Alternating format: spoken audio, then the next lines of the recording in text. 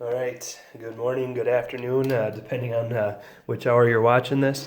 So, as I promised yesterday, as I mentioned, we are going to today get started on what will essentially be our trial run for our virtual instruction, stuff like that. So, I'm going to just go through stuff today. It's kind of entirely up to you guys how detailed or not you want to approach this. You know, if I were there with you, we would obviously be kind of starting in on our actual notes notebook. You know, I know in that entire introductory unit, I was printing off notes for you guys. Technically, this would be the first day that I actually ask you guys to open your notebook to the first page, you know, put the date at the top, put the section number at the top, put the title at the top. But really, it's going to be entirely up to you guys, at least in the short term here, if you want to do this. I'm not going to make notes mandatory or anything, by any stretch. My goal this year is really to just get as much exposure as humanly possible. For you seniors, you know, you guys will be, if you're heading off to college next year, you're going to be seeing college level math. I want to get as much of this stuff covered as possible as we're in pre-calc right now. For you underclassmen, juniors, that might be looking at taking calculus next year with me, or maybe AP stats with Miss Campos or anything like that. Like I said, I really want to cover as much stuff as possible. I'm not so much worried about, you know, the nuts and bolts of this, like making you take notes, looking at your notes, giving you points for them. I'm just looking at exposing you guys to as much upper level math as possible, okay? So it's up to you guys if you want to kind of have your notes out right now while I go through this, copying stuff down, maybe pausing the video as you see fit to kind of write some of this stuff down. But I'll just sort of leave that up to you guys, okay? So you can see here I've got kind of the notes started just a little bit. One of the things that if you do have your book open on page, I believe it's on page 4, there is a table of value, or not a table of values, but a table where it just kind of goes back over, just like in a lot of math classes, you know, the different groups of numbers. So like, for instance, natural numbers, you know, the natural numbers are all the positive integers starting at 1. So 1, 2, 3, you know, natural numbers get their name from the fact that it's the numbers you use to describe what you see when you look out the window in nature. You know, like, I can look out the window and I might see 4 trees. I don't worry about, you know, saying that, you know, one whole tree has to be, you know, 100 feet tall, so any tree that's only 12 feet tall is 12 hundredths of a tree. No, a tree is a tree. So it's the numbers we use to describe what we see, okay? And we don't really necessarily see in terms of, you know, partials, decimals, fractions, anything like that. Then technically the group of whole numbers, which whole numbers is one of the most commonly misused words in math. We use the word whole when we're describing integers a lot of times, like we say, the integers are the positive and negative whole numbers. Well, technically, the actual group of whole numbers doesn't include negatives. So the only number that's added here, beyond just being a natural number, is 0. 0 is technically a whole number, but it's not a natural number. Your integers then are the ones we're familiar with. Those are the number line numbers, right? 0, 1, 2, 3, all the way up to infinity. And then same thing in the negative direction. It's all the number line numbers, okay? Then beyond integers, we have what are just considered, in some cases, either rational numbers versus irrational numbers. Irrational numbers would be numbers like pi, the square root of 2, any decimal that's one of those non-repeating, non-terminating decimals, okay? And then all other decimals are considered rational numbers, because a rational number is a number that's either a fraction or can be written as a fraction. So technically, natural numbers, whole numbers, integers are all rational numbers, because if you take any one of these numbers, like 2 or -2 or anything like that, all you got to do to turn it into a fraction is put it over 1, okay? So like 2 is a rational number because you can turn it into a fraction.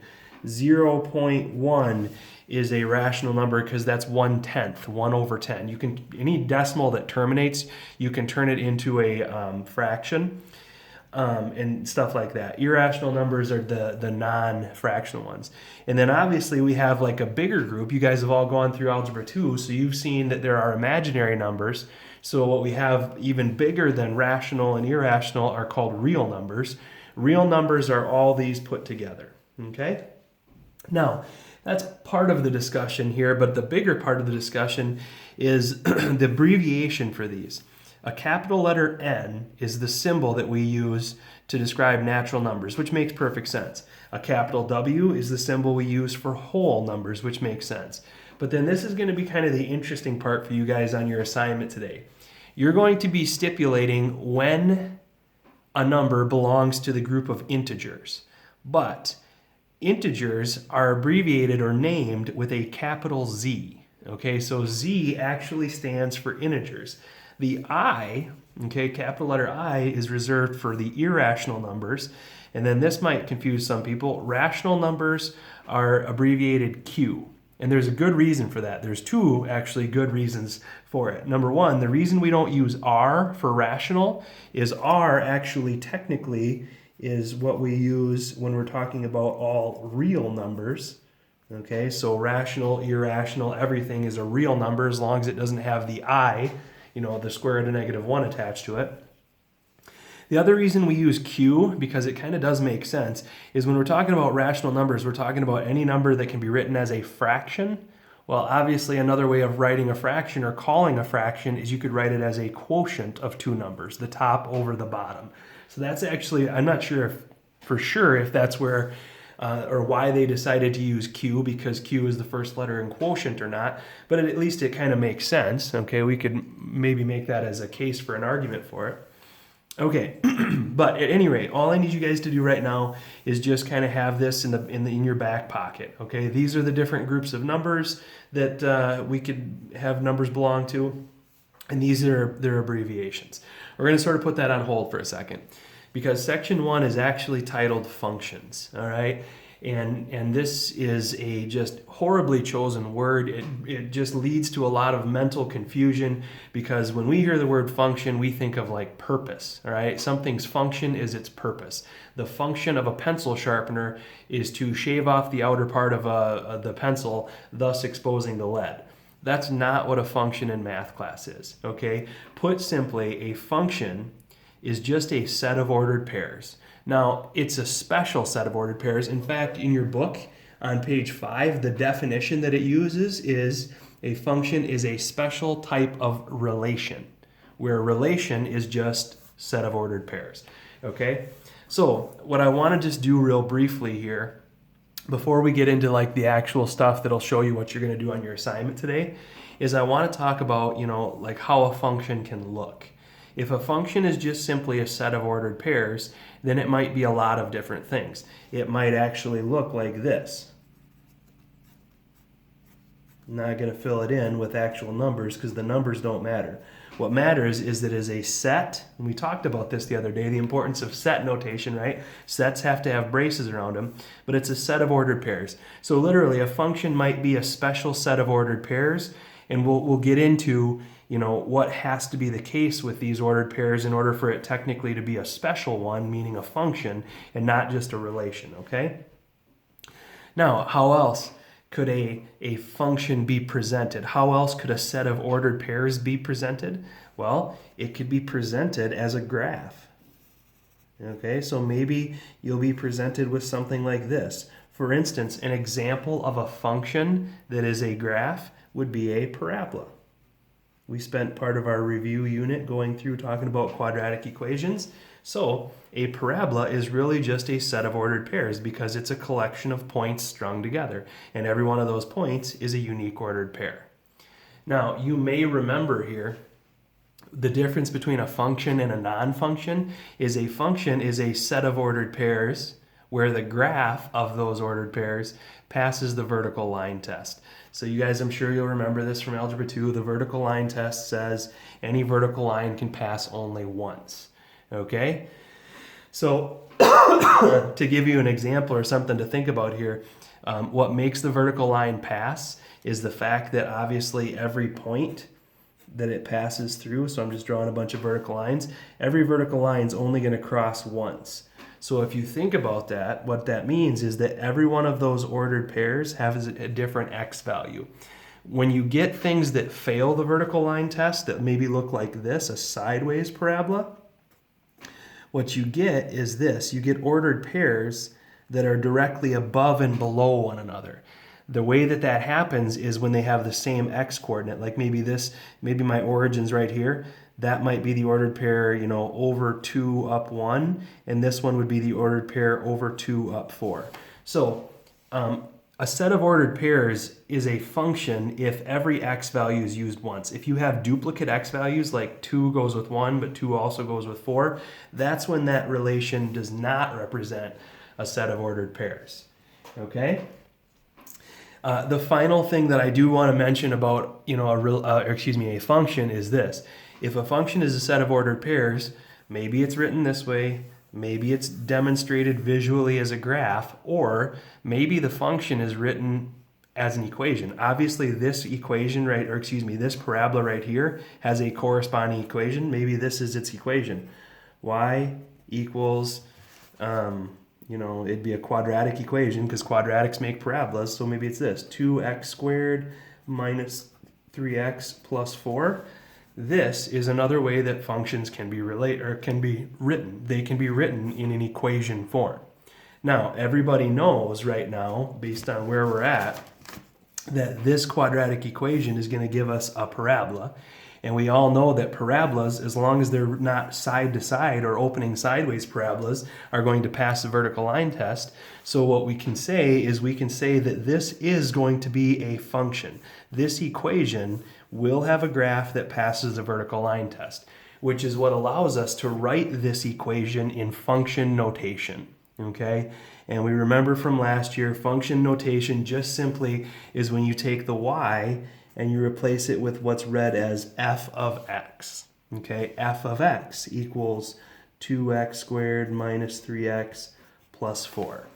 Okay, this is just simply a way for me to show you, the reader here, or the listener, that this equation is the equation of something that passes the vertical line test. This is a function.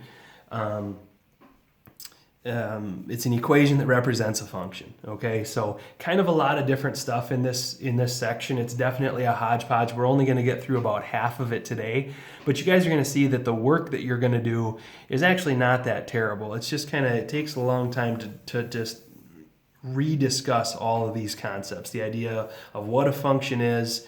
A function is just in most cases an equation, okay? But it's an equation that has a corresponding graph that passes the vertical line test. Okay? At this point, we kind of have a whole bunch of stuff. And what I'm going to do tomorrow is I'm just going to kind of leave this sheet of paper in my legal pad here. And then when we come back tomorrow, when I send you guys out the next round of videos for this, I'm going to just kind of talk our way back through this, get to the point where we leave off today. But I am going to have you guys working on a separate assignment tomorrow compared to the one that we're doing today. Okay, here's the part that I'm actually going to have you guys working with today. Okay, what I'm going to have you guys doing is I'm going to have you expressing relations or functions in what's called set builder notation. Okay, set builder notation. So I'm going to give you kind of an easy example to work off of, then I'm going to give you a little bit more complex examples once we get the general idea, okay? So I'm going to give you a real easy example to start with to kind of get this discussion going.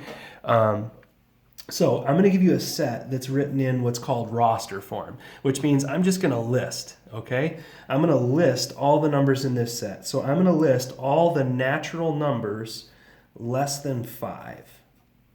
So all the natural numbers less than 5 are just the numbers 1, 2, 3, 4. Okay?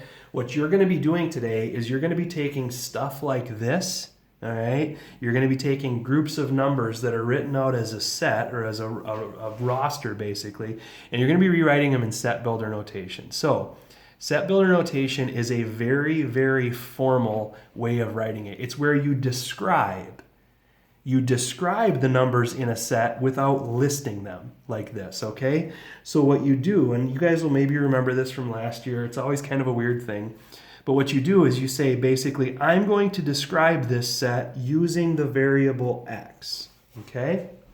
So instead of saying it's the set of 1, 2, 3, and 4, we say this is the set of any number, and I'm going to represent it with the letter x.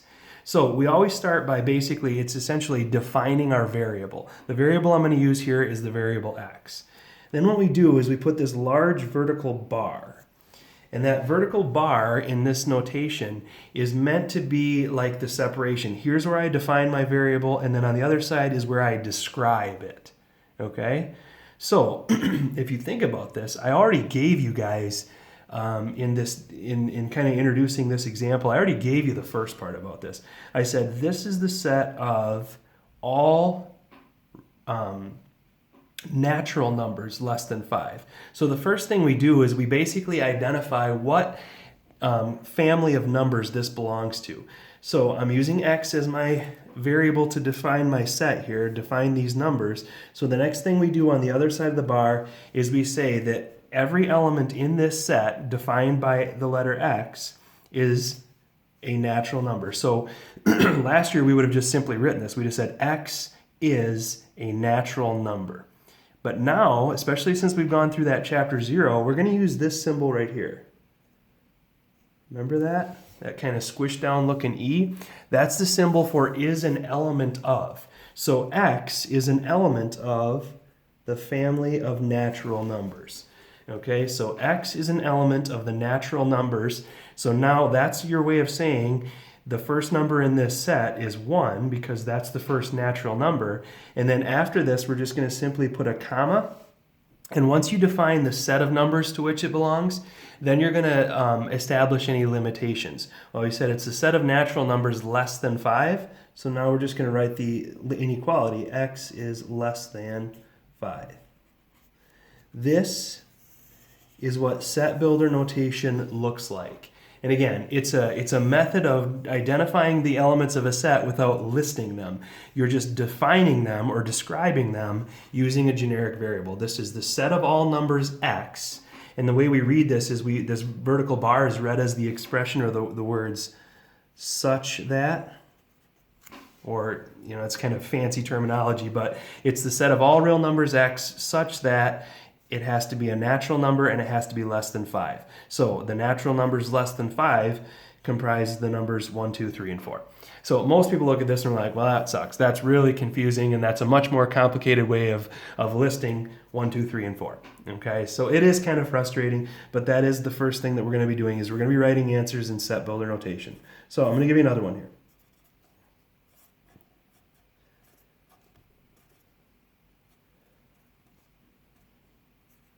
I'm going to give you an infinite set. That's what this little ellipse means. Okay? And we're going to do the same thing. We're going to write our answer. We're going to re-represent that not as a list of numbers. That's a roster form.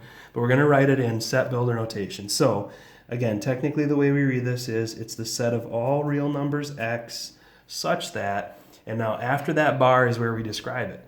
Well, if you think about this, this is just this. It's the set of whole numbers, right?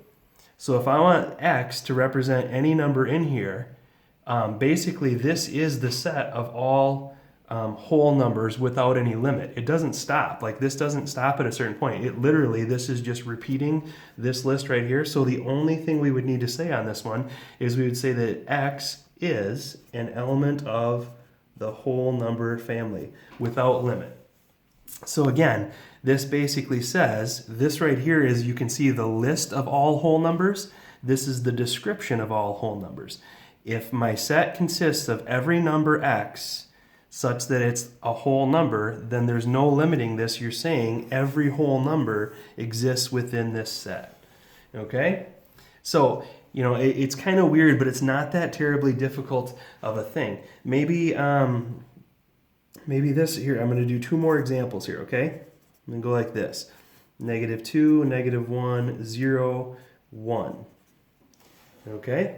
So 4 numbers, -2, -1, 0, and 1. And what we're going to do with this is we're going to rewrite it in set builder notation. So the first thing we need to do is we need to describe the generic family of numbers that best describes this. Okay? Natural numbers start at 1, whole numbers start at 0, integers include both. So all we would do on this one is we would say x is an element of the family of integers, z. Okay? And then what we do is we write a compound inequality. We say, which integers is it? It's the integers from -2 to +1. So we could do this two different ways. We could write it as x is greater than or equal to -2 and x is less than or equal to 1, or we can just write it as the compound inequality. -2 x 1, and with these compound inequalities, they're always less than or equal to signs.